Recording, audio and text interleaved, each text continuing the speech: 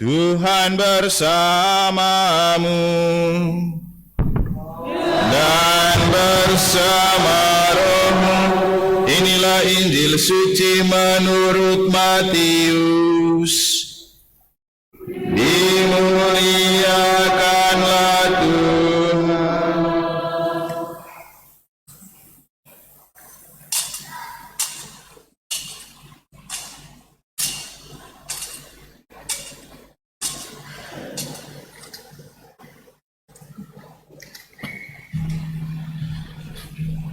Sekali peristiwa, Yesus bersabda kepada murid-muridnya, sebagaimana halnya pada zaman Nuh, demikian pula kelak pada kedatangan Putra Manusia. Pada zaman sebelum air bah itu, orang makan dan minum, kawin dan mengawinkan, sampai pada hari Nuh masuk ke dalam bahtera.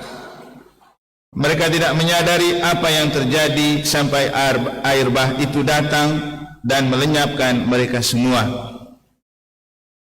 Demikianlah pula halnya kelak pada kedatangan Putra Manusia. Pada waktu itu, kalau ada dua orang di ladang, yang seorang akan dibawa dan yang lain akan ditinggalkan. Kalau ada dua orang perempuan sedang menggiling gandum, yang seorang akan dibawa dan yang lain akan ditinggalkan.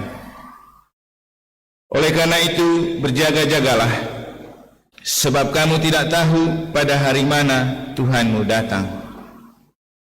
Tetapi ketahuilah ini, jika tuan rumah tahu pada waktu mana pencuri datang ketika malam, pastilah ia berjaga-jaga dan tidak akan membiarkan rumahnya dibongkar.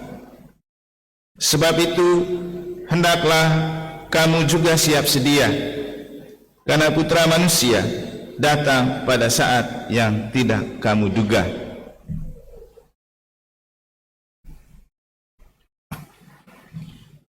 Demikianlah sabda Tuhan.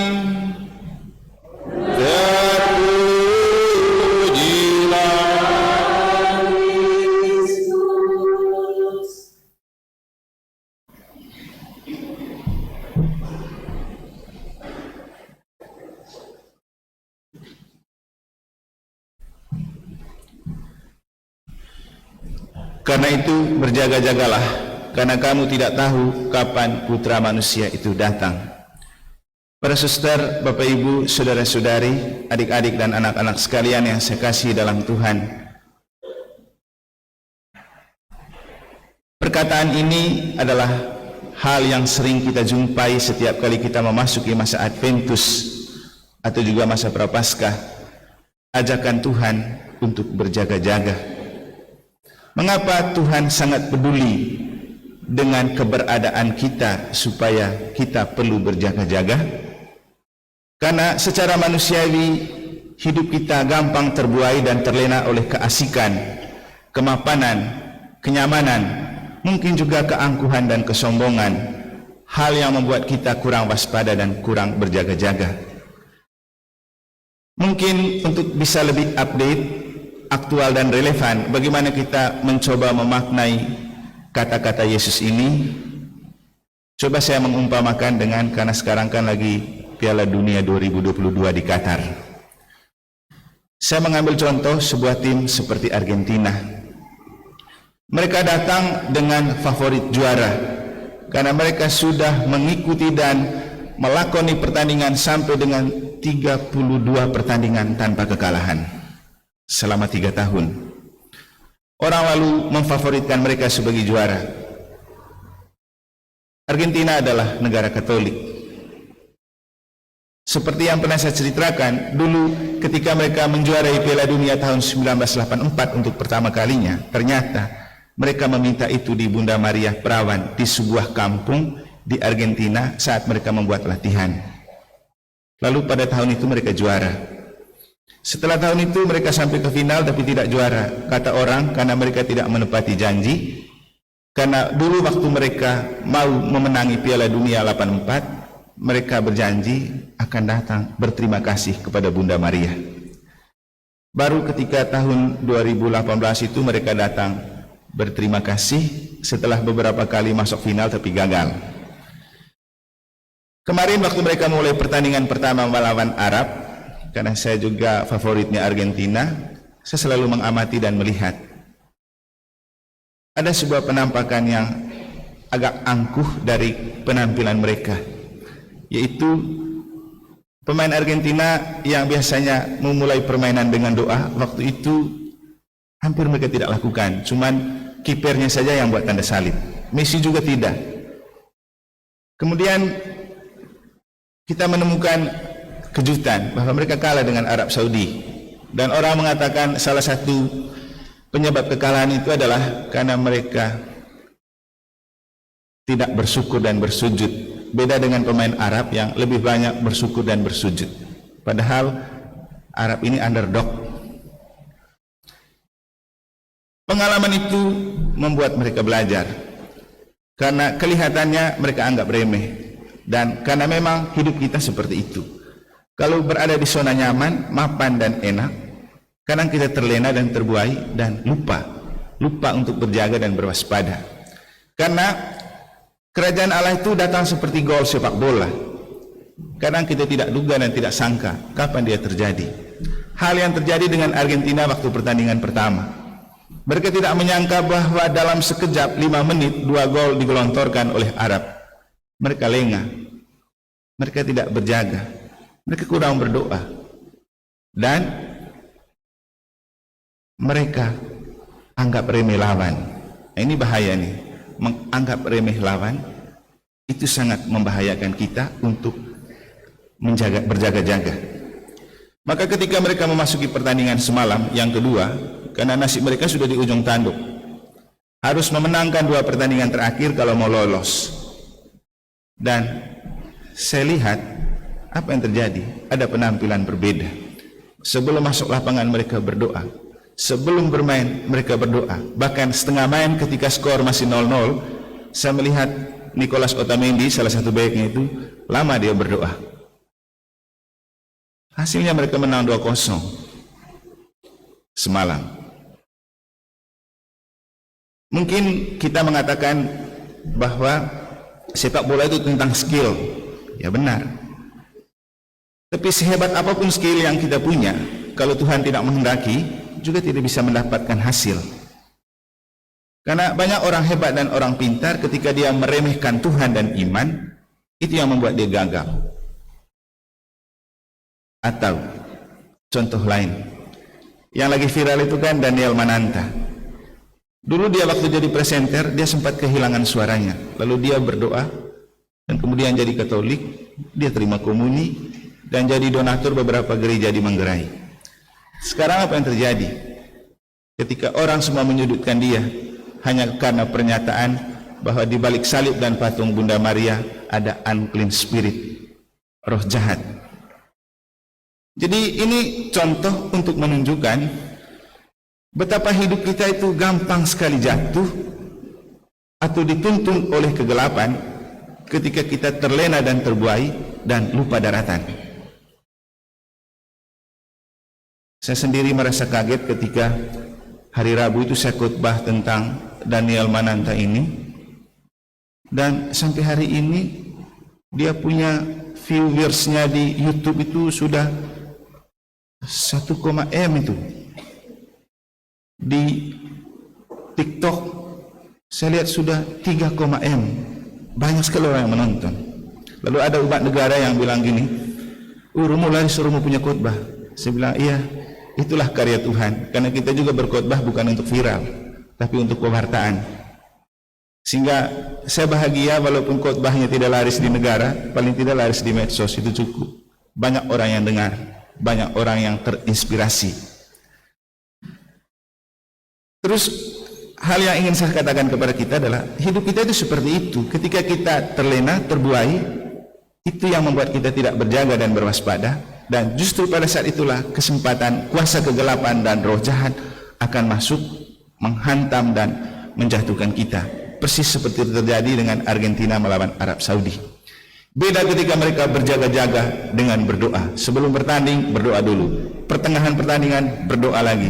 Begitu gol, berdoa lagi. Dan Yesus bilang apa? Berjaga-jagalah sambil berdoa. Berjaga-jaga sambil berdoa. Bukan berjaga-jaga dan berdoa. Jadi ada perbedaan. Sambil itu artinya kita buat sesuatu tapi sambil berdoa. Karena apa? Bagi kita doa itu seperti nafas kehidupan. Makanya jangan terlalu memisahkan hidup kita dengan doa. Biarkan hidup kita dijadikan doa dan doa kita dijadikan kehidupan. Jadi seperti menyatu begitu, mobil dan bensin. Artinya, ketika kita memandang doa sebagai bagian dari kehidupan kita, maka doa harus menjadi sebuah menu yang rutin untuk kita konsumsikan. Kita secara jasmani butuh makan minum 3 kali sehari, bahkan lebih dari 3 kali, belum ditambah jajan, belum ditambah cemilan. Oh, banyak sekali untuk merawat tubuh. Tapi bagaimana kita merawat jiwa yang tidak bisa diberi konsumsi seperti makan, minum? Itulah doa untuk memberi makan jiwa. Nah, persoalannya Bapak Ibu, yang paling lelah dalam hidup bukanlah perut yang kita sering kasih makan, tapi apa? Jiwa, pikiran, perasaan, emosi. Itu yang sangat mengerahkan tenaga dan sangat melelahkan. Orang stres dan jenuh bukan karena makan. Kalau orang makan banyak, dia ngantuk, kekenyangan. Tapi kalau karena kepikiran dan stres, itu yang membuat orang susah dengan hidup. Jadi masalah terbesar dalam hidup adalah ketika jiwa kita tidak tertata dan diatur dengan baik dan membiarkan dia merana atau mengembara. Jiwa yang merana dan mengembara akan muncul dalam ekspresi kita yang suka cemberut, tidak pernah tampak ceria, hidup seperti dengan memikul beban. Dan kalau ada yang ingat khotbah beberapa hari lalu, ketika Yesus mengajak kita, ayo bangkit dan angkatlah mukamu. Itu juga menjadi sebuah seruan untuk kita berjaga-jaga. Karena kalau kita terus menunduk, kita tidak akan pernah melihat dunia di luar kita. Dan kalau terus menunduk, artinya kita sedang memikul banyak persoalan. Dan coba kita lihat, kalau kita jalan menunduk atau terus duduk menunduk, pasti kita ada banyak hal yang dipikirkan. Bisa juga merasa malu, merasa tidak enak. Beda kalau orang yang hidupnya enjoy dan tidak menyimpan persoalan, dia akan angkat muka jalan. Karena tidak ada hal yang membuat dia malu. Jadi jiwalah yang paling penting untuk ditata dan dirawat, karena seluruh hidup kita sangat ditentukan oleh seperti apa kondisi jiwa kita. Dan doa adalah cara terbaik untuk menjaga dan merawat jiwa kita tetap segar, bugar. Dan kalau kita punya jiwa yang segar dan bugar, otomatis badan kita juga segar dan bugar. Kulit kencang, kinclong. Ya, paling tidak berpenampilan seperti siapa ya? Kalau saya nanti mengatakan seperti saya sendiri, pasti ada yang bilang GR sekali. Tapi faktanya memang begitu. Ketika saya menghadiri pertemuan FKUB atau pertemuan di mana-mana di luar, mereka selalu mengatakan tidak seru kalau Romo tidak ada, suasananya kurang cerah dan ceria. Entah karena apa mereka mengatakan begitu, tapi bagi saya itu karena saya pergi dengan roh. Ada roh ilahi yang bekerja di balik. Karena saya seorang imam yang ditabiskan. Mereka boleh jadi tokoh agama, tapi tidak ada rahmat tabisan yang membedakan. Kemarin kita itu ada kunjungan dari FKUB Kabupaten Buleleng, hari Kamis kalau tidak salah. Mulailah kita berdialog di kantor Kemenak. Dan diberi kesempatan untuk berdialog. Saya angkat tangan pertama. Moderatornya itu pegawai Kemenak dari Buleleng.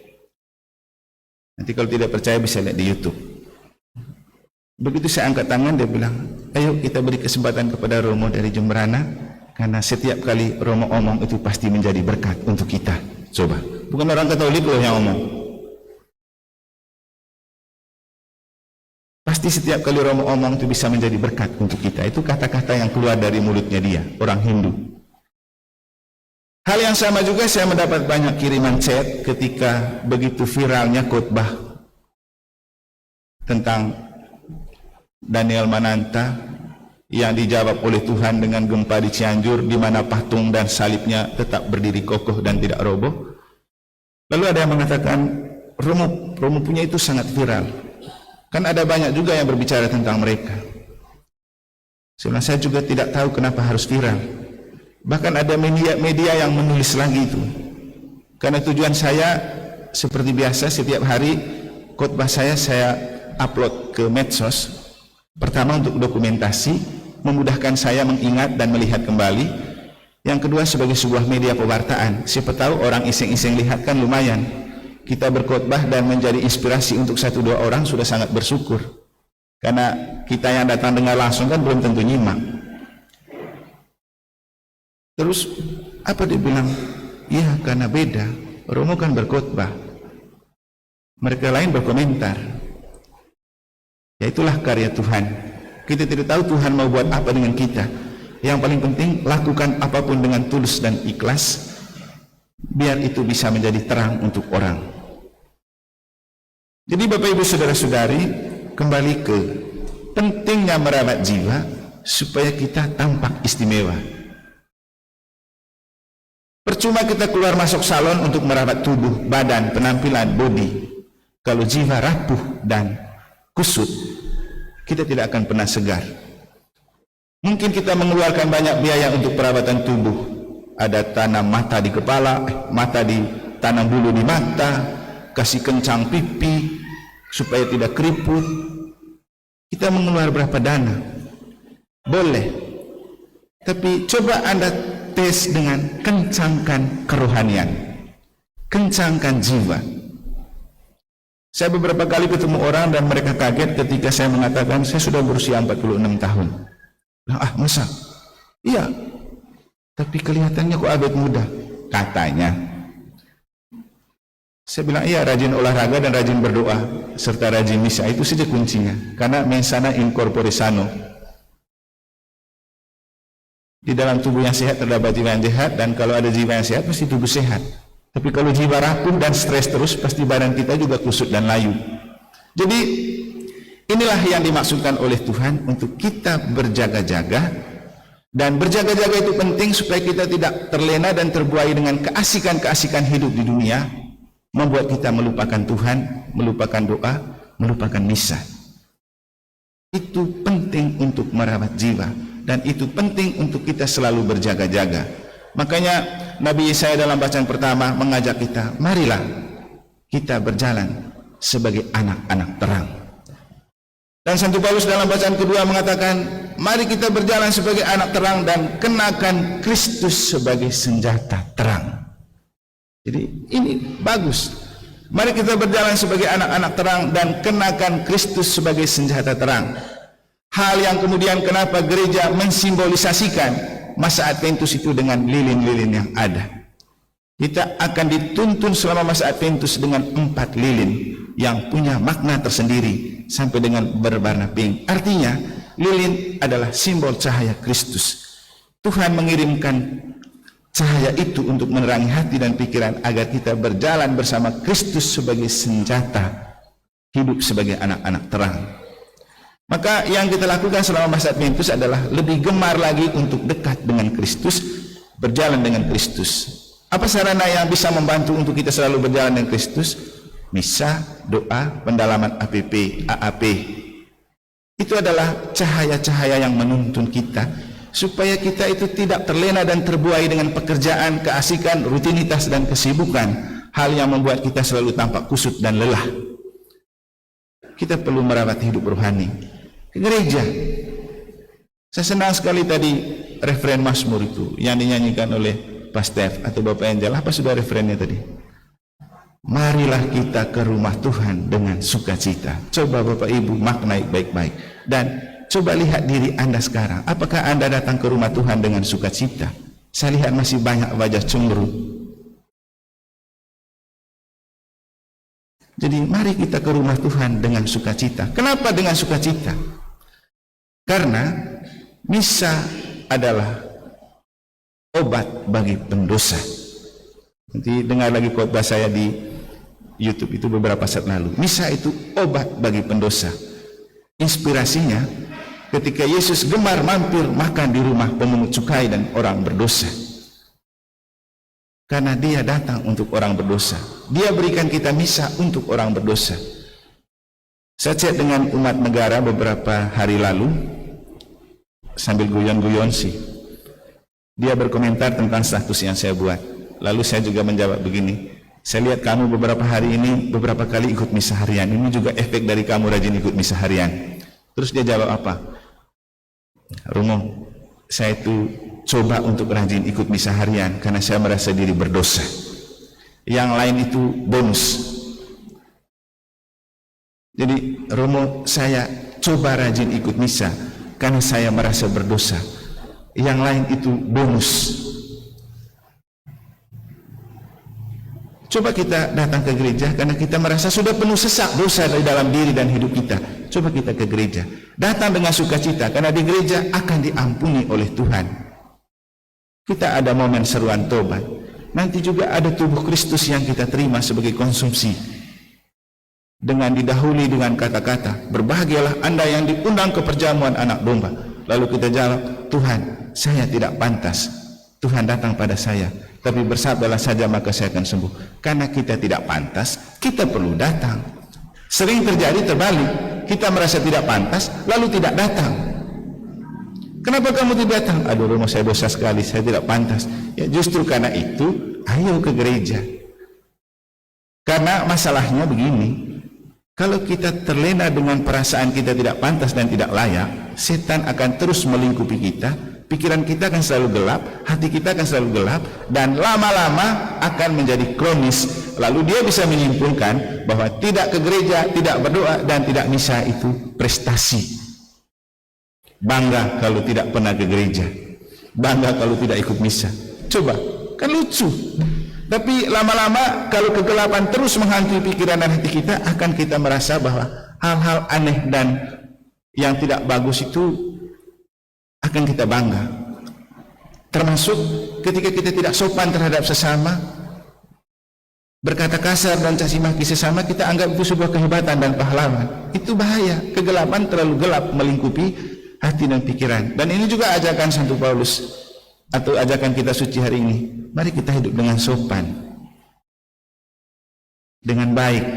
Dan ternyata Bapak Ibu, kita hidup baik bukan saja supaya diakui orang sebagai kita orang baik, tapi yang terpenting ternyata di pengadilan terakhir ada sebuah kitab bernama Kitab Kehidupan. Disitulah Tuhan mencatat seluruh rekam jejak kita di dunia ini. Kalau tidak percaya bisa lihat di Kitab Wahyu bacaan hari Jumat kemarin. Jadi di pengadilan terakhir ada Kitab Kehidupan. Begitu kita mati, kita tidak langsung ke surga atau ke neraka, diadili di sana. Cross check semua track record selama hidup, lengkap di situ, baru diputuskan. Makanya kenapa saya bilang mari kita hidup dengan kesadaran dan berjaga-jaga, karena hidup di dunia adalah investasi untuk mempersiapkan diri masuk surga. Siapa tidak mau masuk surga? Semua pasti mau. Tapi jangan cuma mau masuk surga, tidak mencoba menginvestasi surga itu ketika masih di dunia. Cara menginvestasinya, teruslah berbuat baik, jangan berbuat jahat. Ikutlah misa kalau ada misa, ikutlah doa kalau ada doa, ikutlah kegiatan rohani kalau ada kegiatan rohani. Karena itu semua adalah jalan-jalan terang di mana Kristus berada sebagai senjata untuk menerangi kita. Berjaga-jagalah sambil berdoa, karena itu adalah senjata ajaib yang membuat kita selalu berjalan bersama Kristus. Dan Transadvent adalah simbol dari Kristus yang selalu ingin berjalan bersama kita sebagai senjata terang, walau kita mungkin sering jatuh dalam dosa dan kesalahan karena kelemahan dan kerapuhan manusiawi. Semoga Tuhan memberkati.